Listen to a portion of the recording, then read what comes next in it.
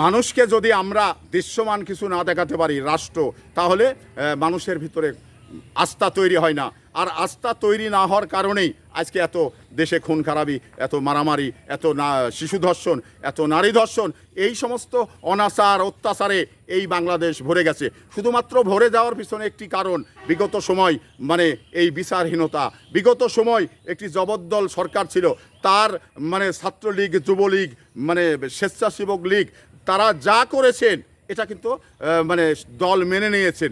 দল কাউকে কারো ব্যাপারে পানিশমেন্ট দেয়নি, যার কারণে অত্যাচার অনাচার দেশটা ভরে গেছেন। তো এই দেশে এই সমস্ত অনাচার অত্যাচার বন্ধ করতে হলে, শিশু ধর্ষণ বন্ধ করতে হলে আজকে যে মহামান্য আদালত যে রায় দিয়েছে, সেই রায়টি দ্রুত যদি কার্যকর করা যায়, জনগণ যদি দেখতে পায়, মানে প্রকাশ্যে অল্প টাইমে দেখতে পায় যে না, এই শিশু ধর্ষণ করলে তার মৃত্যুদণ্ড একেবারেই মানে কোনোভাবেই এই মৃত্যুদণ্ডের হাত থেকে রক্ষা পাবে না এবং ফাঁসিতে অতি তাগাদায় ঝুলিয়ে দিবে, তাহলে এই আস্থা যখন জনগণের মধ্যে তৈরি হবে, তখন কিন্তু জনগণ ঠিক মনে করবেন যে না, আমি অন্যায়ের রাস্তায় যাব না।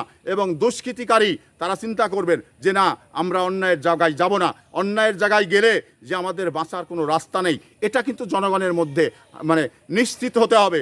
যখনই নিশ্চিত হবে, তখন কিন্তু এই ধরনের সন্ত্রাসী, এই ধরনের মানে ধর্ষণকারী এই সাহসটা পাবে না। তো যার কারণে আজকে সোহেল রানার লামিসার যে রায় হয়েছে, এই রায়কে আমি স্বাগত জানাই।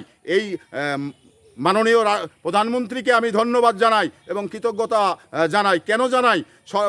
লামিসার বাবা এই সরকারকে চ্যালেঞ্জ জানিয়েছিল যে 1 মাসের ভিতরে বিচার হবে না, কারণ সরকার বিচার করতে পারবে না, বিচারের নামে গড়িমসি করবেন, এটা কিন্তু লামিসার বাবা বলেছিল। তো ওটা একজন নাগরিক যখন অনাস্থার জায়গায় ভোগেন, তখন কিন্তু এই ধরনের কথাই বের হয়ে আসেন। তো ঠিক আজকে সরকারের জায়গায় সরকার মানে সাকসেস এবং জিতে গেছেন। এই কারণেই জিতে গেছেন যে সরকার যে প্রতিশ্রুতি দিয়েছিল গণমাধ্যমে এবং প্রধানমন্ত্রী যে প্রতিশ্রুতি দিয়েছিল, সেই প্রতিশ্রুতি বাস্তবায়ন করেছেন।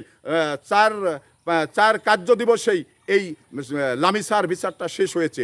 এই জন্যেই বাংলাদেশে এখন একটি কাজ, সেটা হলো যে অল্প সময়ে 2 দিন, প্রায় 10 দিন 15 দিনের ভিতরেই এই রায়টি মানে ফাঁসির মঞ্চে ঝুলিয়ে মানে প্রকাশ্যে তাকে ফাঁসি দিতে হবে। তাহলে অবশ্যই জনগণের মধ্যে এই ধরনের মানে সন্ত্রাসীদের ভিতরে সে মানে ভীতি তৈরি হবে এবং বুঝতে পারবে যে ধর্ষণ করলে যে আমার মৃত্যুদণ্ড হবে এবং আমি মৃত্যুদণ্ড হাত থেকে রক্ষা পাবো না, সেই কারণেই এগুলো করবে না। তো এটা সরকারকে নিশ্চিত করতে হবে।